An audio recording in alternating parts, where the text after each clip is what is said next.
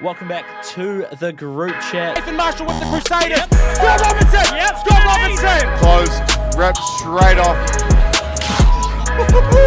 Conor McGregor, Israel Adesanya, John Jones, GSP, Anderson Silva. Bro. Welcome back to the group chat. Back to on Tuesday, Phil. So we're here breaking it down.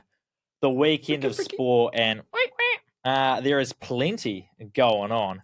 I mean, the ABs, they win in Cardiff, but Tom Rogers, he is making all the headlines because he's the first Welsh player to ever score a hat-trick against New Zealand. The Springboks scrummed Ireland into oblivion.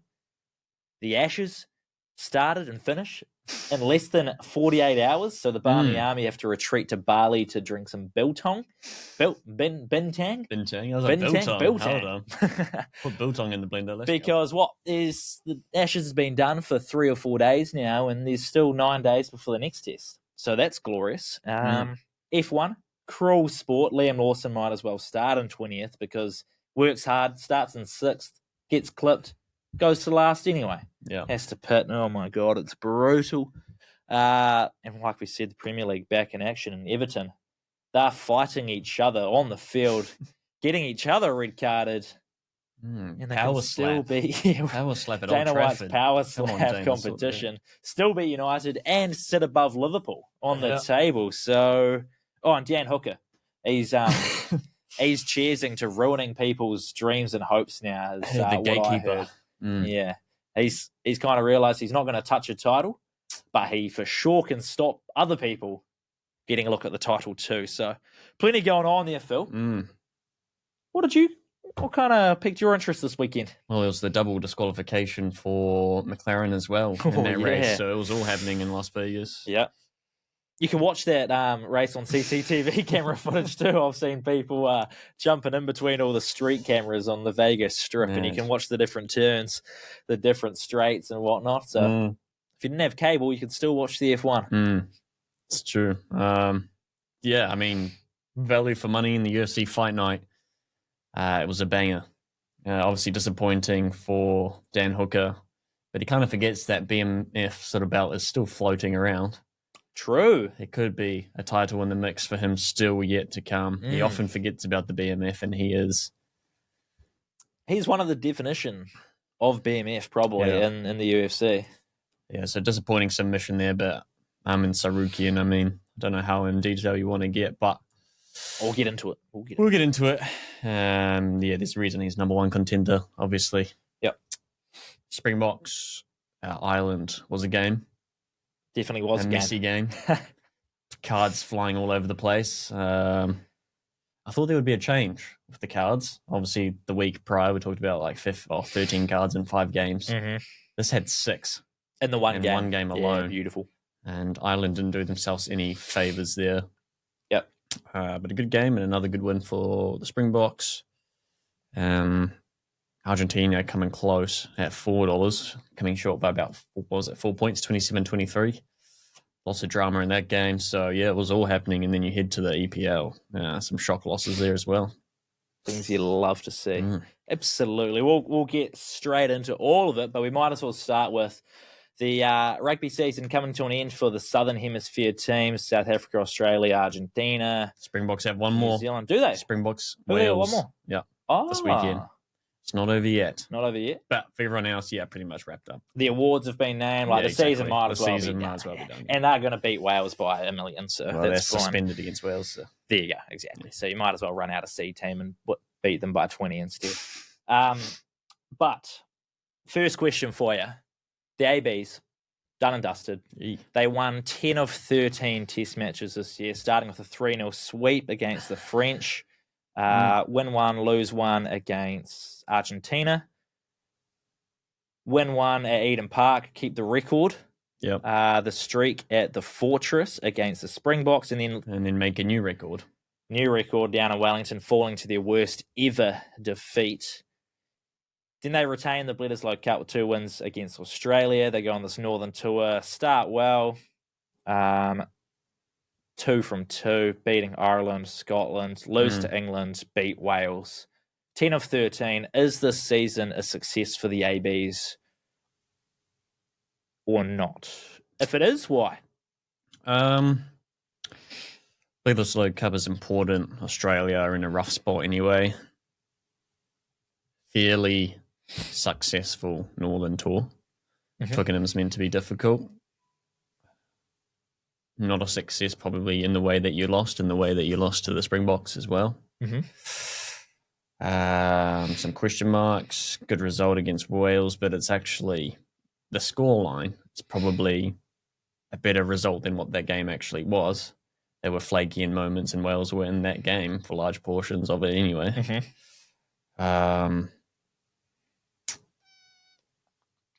I think it was successful, yes, but there will still be a negative perception of their season. There always is, unfortunately. So you go 13 from 13, and you win well. It's not just about winning games. You got to win well. Yeah, I mean, if you beat England and you beat Springboks twice, then it's successful. Then you have the Freedom Cup and all that sort of stuff as well. But yeah, probably the way in which they lost in these tight games and letting teams slip back into the game when you would normally put them to the sword. It's probably why it's a little bit like people are on edge about it. But you're not the team that you once were, and 10 from 13 is still successful. You know, if you're losing to all these sort of teams, that's a different story, but you're still putting in results. So as a straight answer, success, yes? I think success, overall no. it is still successful. It's just not to the level you want it to be. Not the level that the fans want it to be, yeah. It's still You're not a fan anymore? It's still successful. Well, I mean the general consensus for All Blacks fans. Not that I'm not a fan of the All Blacks. The general consensus is always like, this isn't good enough. He needs to be sacked. Or get rid of the captain. I mean, win or lose, you should be backing your team. A successful season, but not where the team wants to be. Yeah, okay. Probably the only way to put it. Yeah. I'd probably give them out of 10. Yeah, it's successful. You obviously want to be winning all your games. You can't. Twickenham is a tough place to go and play. The guys probably didn't show up and play their best rugby. They'll be the first to admit that. Yep. Losing to Argentina is probably a bit of a blimp in the record. And then it's about how they lost to South Africa, which I think is the concerning part. I'd be inclined to give them a 7 out of 10 for the season. But maybe when you dive into that loss at the Cape Town against South Africa, then maybe it comes down to a 6.5. But 6.5 feels harsh for winning 10 out of your 13 games. And then what is that, 76% or whatever anyway? Yeah, but then when you think about it, they beat a French C team 3 times as well. So it's like, it was a B team. Now we're saying C team. Let's not be too harsh. But I think, probably a 7. 7 out of 10. Yeah, it's a fair reflection, or 7.5 even. Yeah, you're losing to Argentina. Argentina are good now. They almost beat Twickenham at home. Put up more of a fight than the All Blacks did. Yep. So they beat Australia. Australia beat South Africa. Like teams, no team is having a perfect record this year. South Africa 1 in the World Rugby rankings. New Zealand 2, England 3, as it currently sits. So, and you haven't dropped to England. You haven't surpassed Springboks either. But Springboks are in the tier, so I don't know. I also think halfway through this World Cup cycle, because that's now how the World Rugby is viewed now, as in World Cup cycles. It's in your 4-year periods, how you're doing, and you're building up to the World Cup.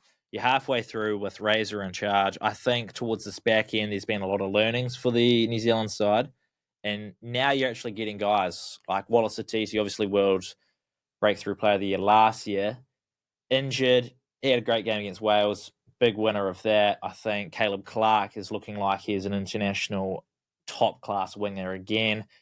You're getting Ruben Love in the mix, who scores a try, plays well. Like, there's all these positives now coming from it that if you choose to, and there are plenty of positives, if you choose to look at it, they're there, and very good stuff. Obviously, there are negatives. The majority of people are going to look at the negatives, unfortunately. But I'll stick with my 7 out of 10 for the New Zealand Test season. Yep. Did you have a man of the match versus Wales? Yeah. Probably Caleb Clark, really. Strong performance from him again, looking fit, looking healthy, running through players like he used to do. Yeah. After a pretty average Super Rugby season, and there was like, why is he in the team? All that sort of stuff. That's why he's in the team, because he's absolutely critical finisher. Ruben Love had a good start. He wasn't involved. That was his first sort of involvement in the whole Northern tour. Yeah. Had a great try, cut through 3 or 4 players there to score. Made some errors, obviously, but overall, like, decent platform for him. And overall very solid for New Zealand to put 52 points on them, but probably, Caleb Clark was a player where in a team where they kind of the discipline and the mistakes and errors are letting the opposition back into the game, he probably committed the fewest, and he was putting his name on the team sheet for the score sheet. So I'll probably give it to Caleb. Yeah, I kind of have to agree. The other name, like I said, it was Wallace Atiti, but I think Caleb Clark, just a game wrecker. And you know what he can be, and if he can constantly do that. See how good South African wingers are and how much they change the game and affect the game for the Springboks. That's what we need our wingers to start doing again. And Caleb Clark seems to be like he's going to be that guy again. So to watch him go to work, get a double. It was a double, Get a double. And just be back to his best as promising signs for New Zealand rugby. Hopefully he can have a good Super Rugby season and come back hitting the ground running next year. But I think, man of the match, Caleb Clark. Did you have one in the Springboks Ireland game? Obviously, I haven't watched it, but I'm guessing you've seen. Probably the front row. Obviously, Ireland, to their own detriment, receiving a bunch of yellow cards and whatever. Springboks were determined on their scrum, and they keep scrumming and they keep getting penalties, and they keep doing another scrum again. There's just no way out for the Irish there. Imagine that, just stuck in a loophole of scrum. It really was. Scrum where penalty. Do we go from here? We're going to have another scrum. Honestly, I almost just wanted Springboks to take the 3 points. I'm like, we're sitting here for 10 minutes with a yellow card. Let's just get some points. Otherwise, Sasha FM, he had a pretty polished game. He arguably should have been carded, though, which probably makes him lose some points. Had a really good try. He is so good, man. Just super elusive, and he's always willing to try something. Yeah, that's what I like about him. Plays with the freedom, without fear. It's so good. Yeah. Corbus Reiner, again, just his in-play was really good. His in-play kicking, though, was 50-50. Had some box kicks that just kind of went astray. But he rattled the Irish opposition, the forwards. Bundyaki in particular seemed to get real fired up over Corbus Reiner. So that's exactly what you want over your scrum half. And he was even teaching the refs how to ref a scrum too. As a centre, you had Andre Oosterhuizen, who's /centre/7, and then you have Bundyaki in there as well because of all the yellow cards they had in the forwards. Bundyaki's telling the refs how to referee a scrum, so it's good stuff. Well and truly rattled. Corbus Reiner had a good try as well. But I think, the front row, even with the changes that they make as well in the second half and flipping the front row around, and they were just dominant. Very, very solid. Very, very dominant. Yeah. On that, Malcolm Marx wins World Rugby Player of the Year. Were there 3 South Africans nominated, or was it 2? I think it was 3. 3, yeah. Peter Stiff the Toy, Malcolm Marx, and then someone else. Yeah. So you had a great chance of getting there. How do you feel about Malcolm Marx winning it? That's right. First prop. Yeah. How do we feel about that then? Malcolm Marx. It's been pretty solid. Pretty world class. Obviously, even in that game, he was looking very, very polished, very like one of, if not the best hooker in the game, up until the commentators cursed him. What they do? They were talking about, the Springboks 100% line-out conversion to Ireland 67%. Malcolm Marx, it's hard to doubt this man, and then that's when he threw his first not straight line out, and he did that twice in a row, and the commentators were like, sorry about that. Talking about commentators curse, but he's been pretty polished. I had him to score on that try. He didn't, but he came bloody close twice. Just off the back of that rolling maul too. You always expect him to do it. Ireland was shutting that down by pretending to fall over and do all their theatrics to stop that maul, because it's really hard to prevent it, and he's on the back of all of those and from the back of strong lineouts. So fair play. Well deserved, I think. Yeah. Absolutely. And then one of Very our consistent. own, Fabian Holland, World Rugby Breakthrough Player of the Year. So we've had 2 Kiwis get it back-to-back years. He went up against Henry Pollock, Ethan Hooker, and Joseph Suoli'i. I I felt like well-deserved, obviously, from Fabian Holland. Absolute tank. He's been a mainstay in the New Zealand side since he got that first selection, and he has Genuinely been fit right in. Yeah, he is fit right in. Didn't miss a beat all, I guess, winter for the New Zealand season. And an absolute workhorse and machine in the locking department. And plus, he is massive, big body, and it's just hard to argue with. I mean, absolute tank, well deserved. But what do you think of Henry Pollock, Ethan Hooker, and Suoliti? You reckon Fabian Holland gets the job done over? Yeah. Yeah? Yeah. I don't think any of those other names have been as much of a staple as he has really been, and he's fit right in, played 80 minutes. Ethan Hooker's probably been a standout for the Springboks coming into the squad. Yep. But at the same time, not playing 80 minutes, filtering in either off the bench or his position has changed. He's been very versatile, very good. Yep. Hasn't been a consistent standout present like Fabian Holland has. Suoliti, probably a star of that Wallabies team, just needs the Wallabies team to win more games for him to be considered a game winner. And he also has his off games, but he also has a standout games. I mean, you talk about consistency and breaking through into the team, starting every game, playing 80 minutes. It's a Fabian Holland. But you're right, needs some help, that Australian side. Absolutely. And then Henry Pollock, I thought was a weird one because he's only played very little minutes. And he's in contention for he's a top 4 nominee for World. Yeah, like he's obviously a talent. He's a headline. He's a headline. Yeah, he's one of those players that you can make a headline about, that's for sure. But again, he slots into that team, whether he's coming off the bench or whatever, and he does his job, no doubt about it. I don't think he's been as impactful or as consistent as Fabian has. He's done a really great job there, so fair play. 12 matches already? What's that for? Fabian? Yeah. Unbelievable. He must have missed one game of the 13 this season. Yeah. What a dog. He would have had so many minutes built up as well. Big time. Did he miss the game when Josh Lord played? Maybe, yeah. There was one game. Yeah.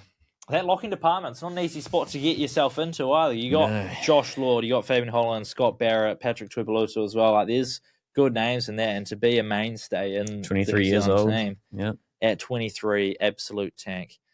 We rated New Zealand's season out of 10.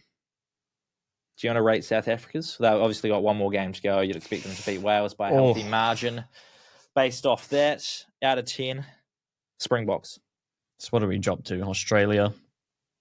All Blacks at Eden Park. Put 67 on Argentina, got through them twice. Japan, I'm not going to really consider. 61-7 thumping. I think the Northern Tour, beating France with 14 men at Stade de France. Yep. Beating Italy with 14 men, and then beating Ireland at home at Aviva Stadium. Looking like 8.5, 9. Yeah, I think 9. You need to put more on Ireland there. You didn't rack up enough points. Ireland had their moments where they looked like they were going to get back into the game. 72 minutes in, only 10 points or 11 points behind. Luckily, our defence sort of nullified that, and the Irish mistakes helped that too. But when they're down so many cards, you really need to be putting the points on, and Ireland really fronted up on the defence, and we sat too long on those scrums. I understand getting the penalties, but you need to convert some points on the back of those penalties, and we just mucked around for a little bit too long with that. But it's been pretty stellar, the 52-man squad or whatever, the rotations, Jesus, man. The new players coming in, the experimentation. The big win, obviously, in Wellington was huge. Yep. 43-10 there. Stopping teams from scoring in the second half. Like, it's been, their defence has improved remarkably, and their play style has changed and adapted, and it's more exciting rugby. So, it's good stuff. You sound like the Cricket Australia fans. That it's just like, we expect our team to win. They win all the time. But it's not about the wins. It's about how you win. You know, we're not beating Ireland by enough points. We haven't won with that gusto that we need to win with. And that's what Cricket Australia bang on about. Like, they win so many cricket games, but it's not about how you. It's not about the wins anymore. It's about how you win. Did it look good? Was it a good win? All that sort of stuff. But I agree. I think South Africa 9 out of 10 for me. Love the innovation of the game. Obviously, 52 men in the squad, like you said. So many different combinations, and they are all world class. You South just can't Africa, say it's perfect yet. perfect if they beat All Blacks at Eden Park, I reckon. Because, like we said about Twickenham, it's a tough place to go and win. Don't expect to go there and roll a team over. Yeah. If you win at Eden Park, it's the same scenario. Yeah. If you win against New Zealand, break that streak, then I'd say that's a 10 out of 10 season for Russie and his squad. But yeah, it's just the way that doing things is crazy. Yeah. So really enjoyable. I'd say 9 out of 10. Speaking of the Cricket Australia fans, I want to know where you sit in terms of the Ashes. As a neutral, obviously we're one game in here. Australia 1-0 lead after a 2-day test in Perth. A whole 2 days. One of the most bizarre games of cricket I think I've ever seen. But where do you sit in terms of who would you like to see lift the Ashes? Are you wanting to see Australia win, or do you want to back the Poms? I can't say I like Australia, but No, you just want a good Ashes series. Yeah. And despite it being only 2 days, that was an enjoyable first test. It was insane. Mitch Stark getting 7 wickets in the first innings. England coming back with their bowling attack. The drama and Travis Head coming out and thumping the ball around 123. There's just drama. You want drama and you want some good cricket. Arguably not a great test match when you finish in 2 days and it's a bit too T20 looking, but it's fun and it's exciting and the crowd's getting around it and you just want good results. You probably have to angle towards, obviously, Brendan McCallum and Southey in there. Tim Southey's in there. You got Dan Vittori in the Australian squad, though. Yeah. It's weird. You don't want a Kiwi wearing an Aussie jersey, though. No. So, see, I'm all for England winning this series. And I think it's because, obviously, Australia have dominated for so long. England haven't won down under for so long. And I just want an underdog story. If it was flipped, say England had been dominating, Australia haven't won in England for 20-plus years. Yeah, you want the underdog story. I'd probably want Australia to win, but even just saying that out loud makes me kind of squirm a little bit.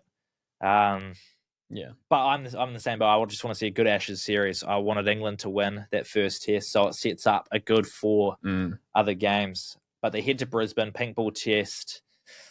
Australia not the most convincing in pink ball tests. They haven't had the greatest history, so there may be another opportunity for England. But in saying that, this Perth test was almost like a perfect storm for them to win. 2 guys on debut, Jake Weatherald, Brennan Dockett. I mean, how many ducks for no runs as well? Like all that sort of stuff. I'm just like, what is going on? Yeah.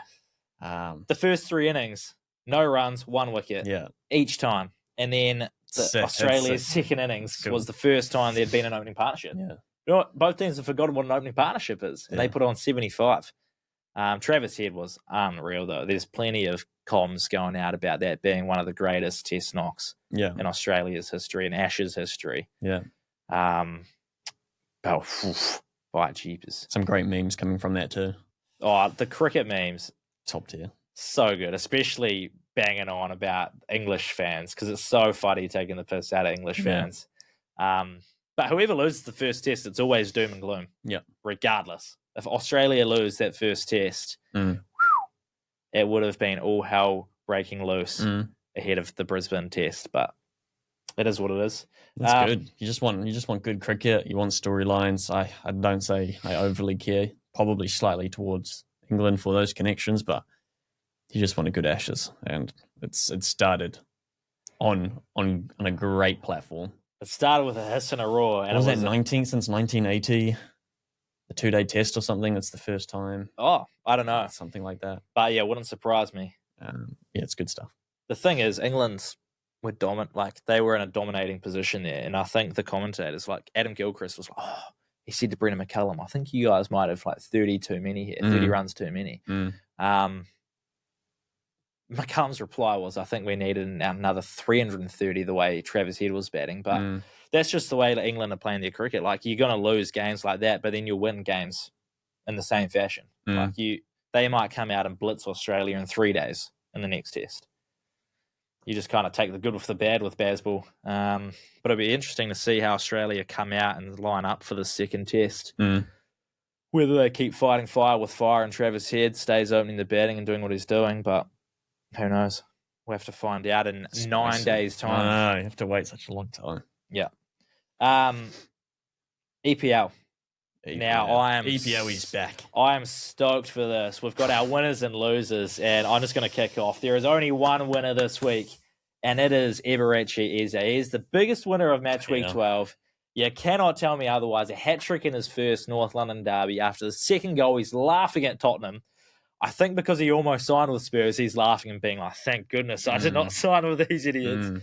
Because what in the world? And then Richarlison scores an absolute banger. Screamer. For no reason, though. Like, there's no reason to him scoring that. But he's just... Of course, it's Richarlison that would score that too. I know, it's just that Brazilian flair. And the winner is obviously Eze. A class hat-trick. I mean, how do you argue with that? He could... playing in the 10, what a watch that was. My goodness. And plenty of chat around if Arsenal can beat Chelsea. Match week 13. Give him the title. Give him the title. I was watching something about Thierry Henry. He basically gave a team talk to the Arsenal team, but on air, on a Sky broadcasting. He goes, you've been talking about the process. You've been building up to, winning a title. Screw that now. The moment is now. Like, screw the process. Screw, putting things in place. It is now. And you have to act like it's now. So go out and win this thing. Stop, Go take it. Yeah, so for me, just unbelievable. And I think Eze being my match week winner just has to come down to Phil Foden at the end of the day. It's all thanks to Phil Foden. Shout out, Phil. He had a great miss in his loss to Newcastle. Your winner? Richarlison goal was a win. Eze, as you say, typical Richarlison to finally score in that fashion. When it didn't really mean, what were they, 3-0 down by that point? 3-0 down, yeah. But it's a great goal nonetheless. Another one, Morgan Rogers, free kick. Disgusting. And he actually had a brace against Leeds as well. So that's a win for Aston Villa. Yep. It's a win for Rogers. It's about all. And the winners, there's not much else. Do you want to go into a losers then? Yep. Nottingham Forest scoring 3 to Liverpool's 0. I almost said Liverpool because they're never winning. Back-to-back 3-0 losses for Liverpool is terrible. That's a stat they haven't had since the bloody 60s or something ridiculous. The 80s. Pep Guardiola lost to Newcastle. Shouting at the cameraman, that's a loss. The Everton red card. Guy slapping, who was it? Michael Keane. What are you doing? They didn't even score off that either. No. If you were to be fuming because you're down 1-0 because someone wasn't marking their man, fantastic. Yeah. Good. Blow passion at the game. Blow up at your defender to man, go in and give him a slap. Close him out quicker. Get to the ball. What are you doing, idiot? Slap. Yeah. Good. But he shoved him first, and then he's just retaliated with the left hand power slap. Yeah. Dana White's got to recruit him, surely. I've never seen anything like that. But that's a loss, despite it being a win for Everton. That's a loss for Man United. 1-0 against 10 men at Old Trafford. That's upsetting. When things were looking so good for United too. Yeah. Things were on the up. But at least you still don't have to flip the page to see where United sit on the table. So still in 10th. Yeah. Not should have been 5th. Terrible. Though. This is the thing. If we beat Everton, we're sitting in 5th, not 10th. Pickford is a win too. His saves were very important. He had 3 or 4 really good saves. So fair play. Yep. Fair play. Just like I had 1 win, I've only got the 1 loss, and it is Liverpool because they are looking like the worst champions ever. I mean, the way they're going about this season, they got off to a decent start winning games, but again, going back to this, it's how you're winning the games. They were not winning them convincingly, and now they are paying the price, and Arnie Slot has a job to do. Yeah. And it is a massive job if he wants to keep his role as leading this Liverpool side. My goodness. And I just keep hearing about, we're going to buy Semenyo, 65 million. We're going to buy Gahey for 20 million. Stop spending money. Just spend 400 mil or something My ridiculous. Goodness. And just get the guys playing good football. Yeah. But don't do that because obviously don't do that. Don't do that. Arsenal will choke inevitably, but hopefully they have enough buffer for your sake that they can secure the title. We're only 12 games in. Let's not forget What is that, a third of the way through? Just, nah. just about a third of the way through the season. That's why I was asked. Someone said do we hand Arsenal the title now? And I said yes, absolutely, because call the season now. Choke it. Yeah. Give us the title before they can choke it. So I'm all for giving us the title now. Yeah, 100%. It's interesting. You win 1-0 against Real Madrid, probably your best performance of the season. You go, okay, this is the turning point for Liverpool. You lose 3-0 to Man City, and then you lose 3-0 to Nottingham Forest. This is a Sean Dyche Nottingham Forest as well. This is a team that at Anfield. This is a team that squeezes out draws and wins to make sure they're not relegated. Not a team that should be winning 3-0 at Anfield. Against the current Premier League champions. That's what I'm saying. The worst champions. What champion team does that? Yeah, and now they're 4 losses in the last 5 with 1 win to show for it. It's getting very questionable for Slot and his team. Dark days for Liverpool fans. And I love it. I don't love losing to Everton, though. That's trash. Liverpool fans enduring what Arsenal and United fans have had to go through for a long time. So screw the Liverpool fans. Anything else in the Premier League you want to touch on? Otherwise, we can get stuck into this UFC fight night. No, we can move on, I think. Okay. What is next for Dan Hooker? Yeah.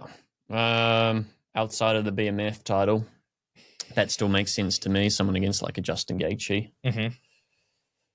Hit up the BMF. I don't know. Did you watch the fight? Yeah, but in parts it was kind of disorienting. I was making like big fist and doing my own thing. I can't say I was overly invested for it. Mm-hmm. I just locked in for the Ian Gary Bilal Muhammad 3 rounds of jabbing and grappling. So I was kind of like, yeah, right, whatever. Yeah. I'll watch it from time to time and then saw. Yeah, man. I mean, Arman Tsarukyan is just a dog. We know Dan Hooker's a dog, but I think Arman Tsarukyan, he's got the best ground and pound. Not even just in the division, probably the sport of MMA. He's lethal. Yeah. We saw what he did to Charles. Was in the write-up. I didn't think he would get a sub over Dan Hooker. Yeah. That was his first submission. That's probably like the thing that sucks the most. That's his first submission win in the UFC. Yeah. 10 or 11 fights in, whatever it is. So from a betting point, that was the worst part? Or like, I just didn't see it happening. Yeah. I really thought Dan's ground defense would be good enough to slip out like it was for Gamrot. He lasted the 5 rounds. Yeah. I really think it was the ground and pound that set it up. But I thought if Arman was going to win, it's a ground and pound to finish with a KO, TKO. I was hoping obviously Dan Hooker wins by decision or he wins by a knockout. All it would take is one hit, but the ground and pound sort of set up the opportunity for the submission, and it was just too tight. Did he fire any shots, Hooker? Did he sure. It's just I think he probably ended up on the floor quicker than what he would want. Yeah. And that's just because Arman's so good, and anytime Dan tried to slip out, Arman just repositioned and just really, really, really smart. Just looked really good. I saw Arman tweet, because obviously they've had a bit of beef, Arman and Dan Hooker, in the lead up to it. I mean, as you do, you got to sell your fights. But Arman tweeted and he goes, shout out Dan Hooker. This guy's got bigger balls than the current champ. Yeah. And Dan Hooker replies, respect, go do it or something Yeah. So 2 fighters that have obviously had a good fight. They've shared their opinions in the build up and now they're teaming up almost and, let's go ruin other people's hopes and dreams. And that's what Dan Hooker came in and said. It's not going to touch a title, like you said, maybe the BMF. But from his point of view, he's out there just to, cause absolute carnage going forward. Whether he wins or loses, he's just there to cause carnage. Yeah. And I reckon he'd be wanting Arman to go out there and get the belt. Yeah.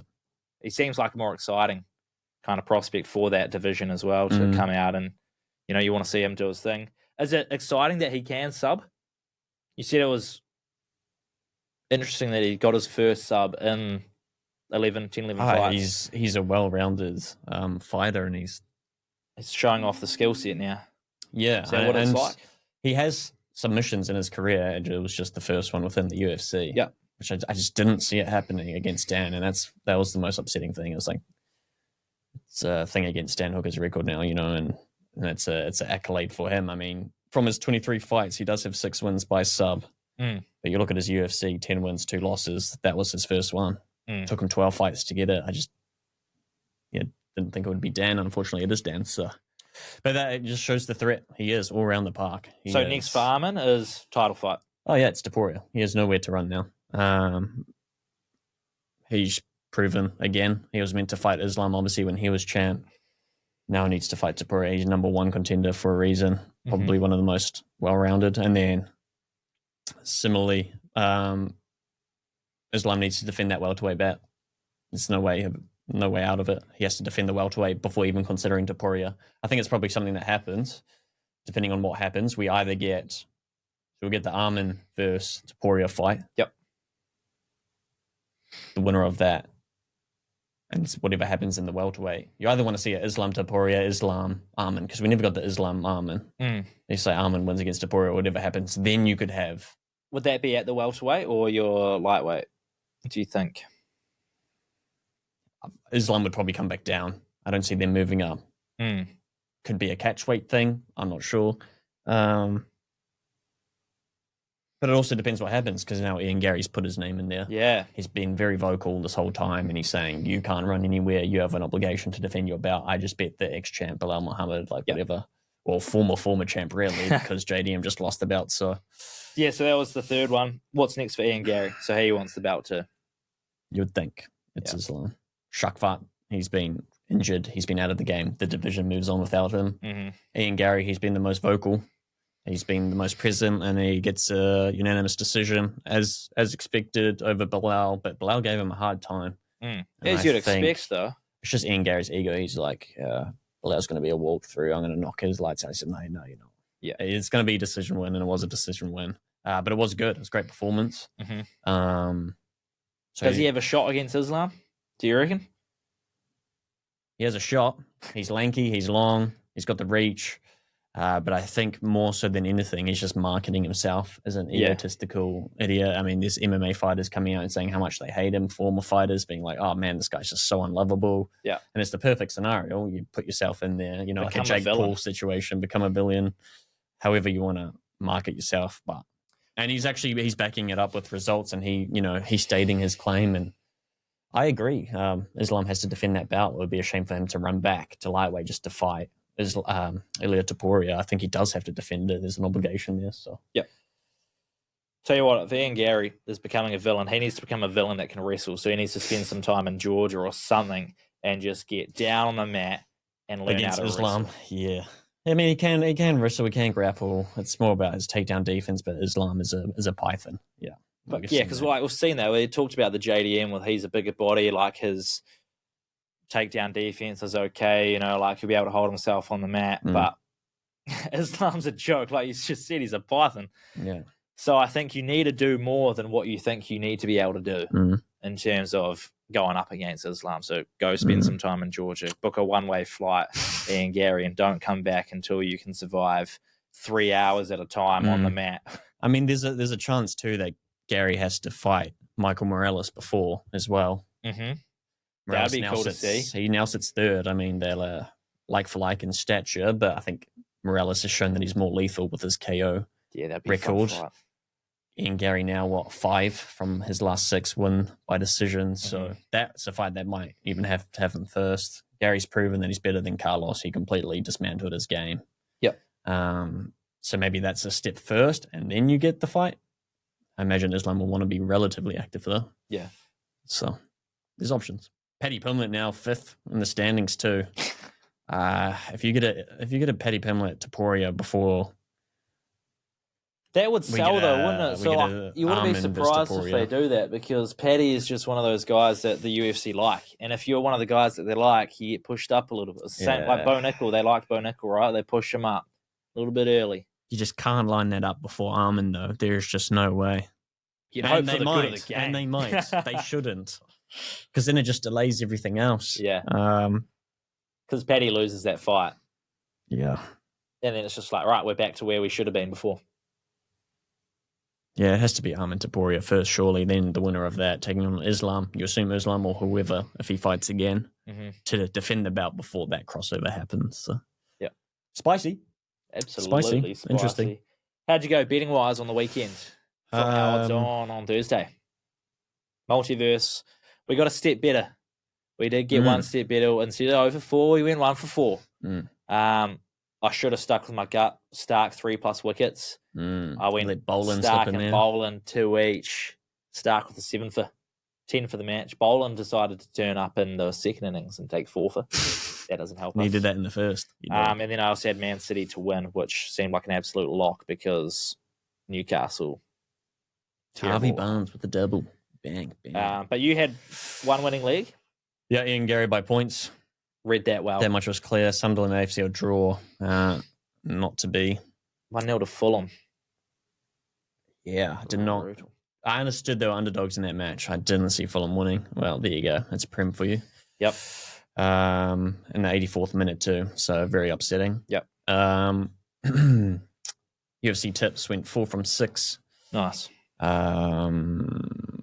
Wanted to highlight as well from that UFC while we were still on it. Mm-hmm.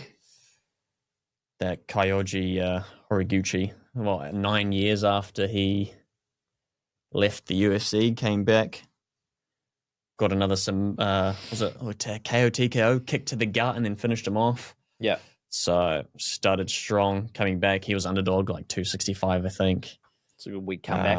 Obviously talked about the ground and pound of Arman. Hopefully we see the fights lining up. That Shamil Gazev, there was a late change to that fight. I talked about it, highlighted it. Yep. Acosta was the replacement on 2 days. Acosta is getting back-to-back knockouts. Knocked him out in the first round. So there you go. Got to keep an eye out for those late changes. Yeah. These people coming in on late notice, doing the job. The late scratchings and replacements. New Zealand 21 to 30 was one of the bets that we highlighted at $3.80. Yep. And then South Africa 11 to 20 at $4. I should have multied those together. That would have been nice. I instead went for 2 SGMs. Malcolm Martins didn't score. Will Jordan, of all people, didn't score. Lewis Reese Summit did right at the end of the match. Yeah. Sasha Feinberg, Corbus Reinach did. Malcolm Marks just couldn't. And he could have got stopped short like a meter from the line. And then the other times with the mauls, Ireland were just, I fell over. I didn't collapse the maul. I tripped up.